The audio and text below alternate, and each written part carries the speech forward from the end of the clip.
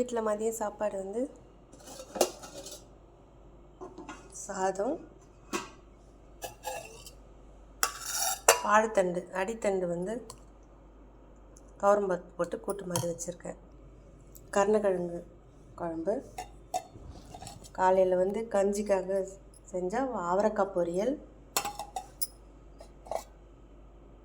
புதினா துவையல். அவ்வளோதான் நம்ம வீட்டில் சாப்பாடு. தயிர்.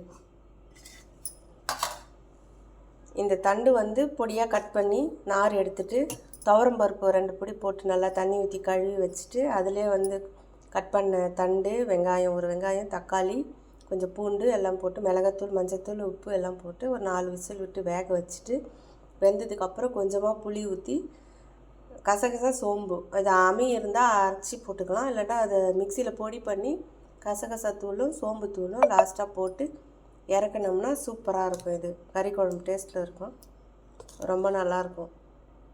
சின்ன வயசில் அம்மியில் அரைச்சி வைப்பாங்க, கசகசா சோம்புலாம் அரைச்சி ஊற்றி செய்வாங்க. இன்னும் கொஞ்சம் தண்ணியாக வைப்பாங்க. நாங்கள் இது திக்காக வச்சுட்டு நான் தேவை அதிகமாக தண்டு போட்டு சாப்பிட்லாம் அப்படின்றதுனால.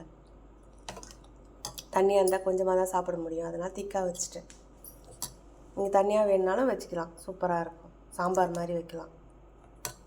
நீங்களும் தண்டு கிடைச்சா நம்ம எந்த தண்டு, அடி தண்டு இருந்தாலும் மேல் தண்டு இருந்தாலும் எந்த தண்டுலுமே செய்யலாம், ரொம்ப நல்லாயிருக்கும். இந்த வேர்க்கடலை போட்டு பொரியல் செஞ்சாலும் நல்லாயிருக்கும். Thank you friends.